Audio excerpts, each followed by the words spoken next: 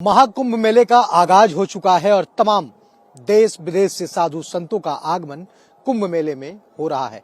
ऐसे में अब से एक ब्रह्मचारी जी महाराज भी यहाँ पहुंचे हुए हैं। हम महाराज जी से बातचीत कर लेते हैं, जान लेते हैं कि यहाँ की व्यवस्थाएं कैसी हैं, क्या हालात हैं कुंभ के और कितना इस बार का कुंभ दिव्य और भव्य होने जा रहा है। महाराज जी, स्वागत है आपका भारत एक्सप्रेस में। धन्यवाद। महाराज जी, किस तरह की व्यवस्थाएं नजर आ रही हैं आपको कुंभ में, चूंकि आप भी आ चुके हैं? देखिए, व्यवस्था तो किसी रिश्तेदार के घर जब जाता है निमंत्रण लेके देने पर वहाँ व्यवस्था देखा जाता है। किसी शादी ब्याह में अगर हम जाते हैं तो देखते हैं कि वहाँ की व्यवस्था क्या है, वहाँ के लोग कैसे हैं, खातिरदारी कितनी हुई। परंतु यह तीर्थराज प्रयाग का क्षेत्र है, यहाँ जो भी व्यवस्था है उत्तम नहीं सर्वोत्तम है और इसकी जितनी प्रशंसा किया जाए हमारे दृष्टि में बहुत थोड़ा है। आज चूंकि महाराज जी अमृत स्नान था, शाही स्नान था और तमाम संतों ने स्नान भी किया, आप भी गए होंगे, वहाँ किस तरह का माहौल रहा? चूंकि 2.5 करोड़ लोगों ने आज दर्शन किया। आज 3:29 पर संक्रमण काल था। हम लोग यहाँ से 3 बजे निकले और 3:30 बजे हम लोगों ने संगम के पावन घाट पर गंगा जमुना के मध्य स्नान किया और उसके बाद वहाँ की व्यवस्थाओं में हमको कोई त्रुटि नजर नहीं आई और बहुत ही व्यवस्थित तरीके से इस प्रथम अमृत स्नान का प्रकल्प पूरा होते नजर आ रहा है। तो इसमें कोई बुराई नहीं दिखाई दी हमको और व्यवस्था चाक चौबंद जितना हो सकता था सब बहुत अच्छा था। महाराज जी, वीआईपी कल्चर की भी बात कही जा रही है, वीआईपी घाट्स भी बने हुए हैं। इसको लेकर शंकराचार्य स्वामी और मुक्तेश्वरानंद ने कटाक्ष किया है, कहा है कि किसी भी तरह की वीआईपी कल्चर नहीं होनी चाहिए, वीआईपी व्यवस्था नहीं होनी चाहिए। देखिए सर, हमारे पूरे शास्त्रों में चाहे पूरा व्यवस्थाओं में उच्चम उत्तम मध्यम नीच लघु निज निज मति अनुरूप रामचरितमानस में कहा गया कि उत्तम को उत्तम व्यवस्था पर बैठाया जाएगा। जैसे कोई राजा होता था तो उसको तो बढ़िया राजगद्दी पर बैठाया जाता है। जब शंकराचार्य जी निकलेंगे तो उसकी व्यवस्था तो शंकराचार्य के अनुरूप ही होनी चाहिए।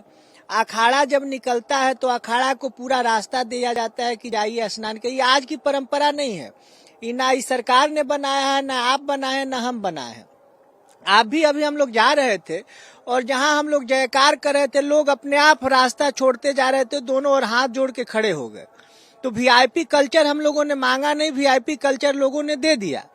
इसी तरह अगर शंकराचार्य जी निकलते हैं शाही अमृत स्नान में चाहे संगम स्नान में तो उनकी व्यवस्था ही वीआईपी हो जाती है। कोई व्यक्ति अगर जेड प्रोटेक्ट हो चाहे वाई श्रेणी प्रोटेक्ट हो तो निकलेगा तो उसका व्यवस्था अपने आप उसके पुलिस व्यवस्था देने लगते हैं। तो वीआईपी कल्चर हमारे देश से समाप्त तो हमको नहीं लगता है कि हो पाएगा। मंदिर में जाइए वहाँ वीआईपी दर्शन की सुविधा है। तो ये सब एक व्यवस्था सी हो गई है और उस अनुरूप अगर नहीं करेंगे तो व्यवस्था चरमरा जाएगी, नहीं चल पाएगी। स्वामी अभिमुक्तेश्वरानंद सरस्वती जी महाराज हम लोग के पूज्य हैं और वंदनीय है। हम लोग उनका आदर करते हैं और उनके बातों का पूर्णतः सम्मान करने का प्रयास करते हैं। महाराज जी, एक सवाल और आपसे करूंगा, चूंकि ये राजनीतिक सवाल है। अखिलेश यादव ने एक पीडीए पत्रकारों की टीम बनाई है और कहे हैं कि पीडीए पत्रकार महाकुंभ की सच्चाई को दिखाएंगे और बताएंगे कि क्या स्थिति है, हकीकत वही बताएंगे। देखिए, अखिलेश यादव जी से हमारे अच्छे संबंध रहे हैं। किसी समय में वो हमारा बड़ा सम्मान करते हैं, हम भी उनका सम्मान करते हैं। अगर उनकी मानसिकता कुंभ के बुराइयों को उजागर करना है तो इससे हम सहमत नहीं हैं। अखिलेश यादव जी को ये चाहिए कि बहुत सीएसआर फंड आ रहे हैं, बहुत अच्छे लोग हैं जो कुंभ में अपने गुप्त दान देते हैं, प्रकट दान देते हैं, कुंभ दान देते हैं। ऐसा लोग मानते हैं, अभी होगा भी 1 महीना तो यही चलेगा। तो उन व्यवस्थाओं को अपने अनुयायियों के माध्यम से अपने जो समाजवादी पार्टी के कार्यकर्ता हों चाहे अन्य उनके जो फॉलोवर हैं, चाहे उनकी पीडीए की टीम है, उनको लगा के ये करे कि साधु संत महात्मा और आगंतुकों को कष्ट न हो। इस जो उनके दृष्टि में जो अव्यवस्था लगती थी उसको सुव्यवस्था में परिवर्तन करने का काम कर दे तो हमको ज्यादा प्रसन्नता होती। बात बाकी उन पर नो कमेंट की स्थिति है हमारी, हम कुछ बोलेंगे नहीं। महाराज जी, आप क्या किसी श्रद्धालुओं से किसी तरह की कोई अपील करना चाहेंगे? जो कि तमाम आपके श्रद्धालु हैं, तो क्या उनको कोई संदेश देना चाहेंगे? जितने श्रद्धालु हैं हमारे दृष्टि में वो पूजनीय है, वंदनीय है, अभिनंदनीय है। क्योंकि कि अभी हमको पता लगा कि नैनी में गाड़ी रोक दे रहा है, फाफा मऊ में ट्रेन और गाड़ी रोक दे रहा है। ट्रेन कई कई किलोमीटर दूर है, 8 किलोमीटर, 10 किलोमीटर, 12 किलोमीटर पैदल चल चल के लोग आ रहा है और यहाँ स्नान कर रहा है। तो वह व्यक्ति सर्वथा पूजनीय है जो यह कठोर कदम उठा रहा है। और उनसे हम अपील यही करना चाहते हैं कि सजगता, सतर्कता और व्यवहारिकता के साथ और अति श्रद्धा के साथ जो लोग आ रहे हैं स्नान करें और महापुण्य का भागी बने। यह हमारी उनसे भावना है, आकांक्षा है। बहुत बहुत धन्यवाद महाराज जी।